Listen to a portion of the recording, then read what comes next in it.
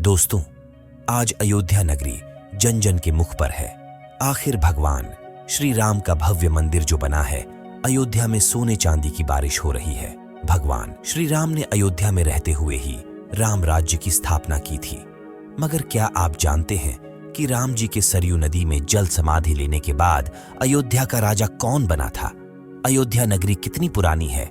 राम के वंशज कौन है? क्या वह आज भी मौजूद है? आप देख रहे हैं दक्ष टीवी इंडिया यूट्यूब चैनल।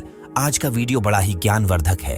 यदि आप श्री राम जी के भक्त हैं तो चैनल को सब्सक्राइब करके कमेंट बॉक्स में जय श्री राम जरूर लिखें। जानकारी के लिए वीडियो के अंत तक जरूर बन रहे। दोस्तों, श्री राम सूर्यवंश में पैदा हुए थे। सूर्यवंश प्राचीन भारत का एकमात्र ऐसा वंश है जो आज भी मौजूद है। यहाँ तक कि महाभारत में भी एक सूर्यवंशी राजा ने अभिमन्यु के साथ युद्ध किया था। तो मगर इससे पहले पूरी जानकारी के लिए सूर्यवंश को शुरू से जान लेते हैं। कहा जाता है कि ब्रह्मा जी के मानस पुत्रों में से आगे चलकर वैवत्स हुए।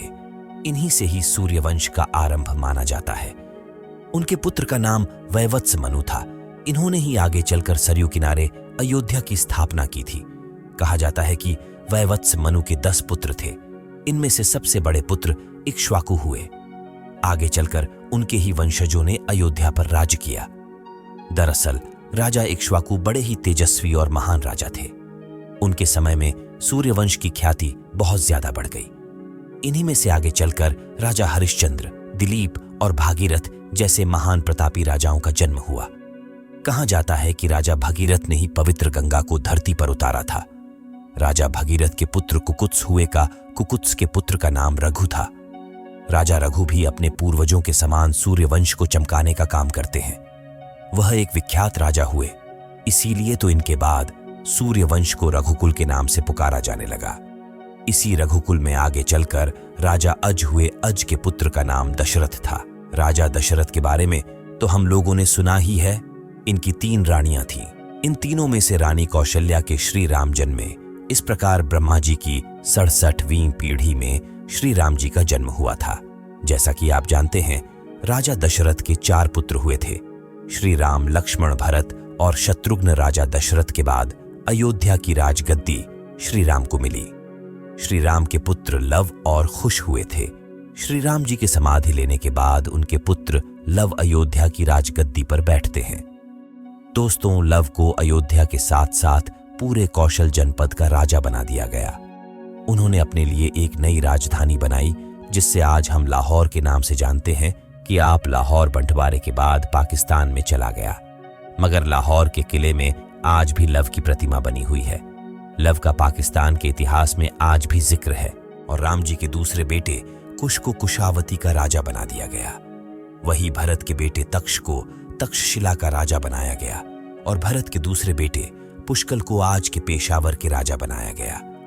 दरअसल पेशावर को पहले पुष्करावती के नाम से जाना जाता था। आगे चलकर अयोध्या में राज करने वाले लव और कुश ने वंश को आगे बढ़ाया।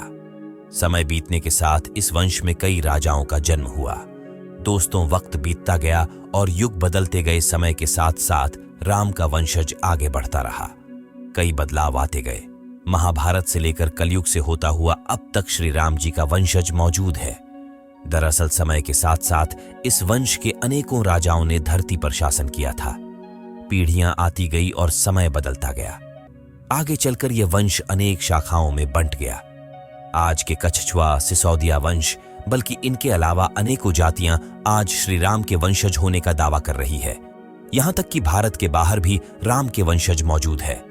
दोस्तों, हिंदू धर्म के अलावा जैन और बौद्ध धर्म के प्रवर्तक भगवान महावीर और महात्मा बुद्ध भी राजकुमार ही थे, जिनका संबंध भी भगवान श्री राम के वंश से ही था।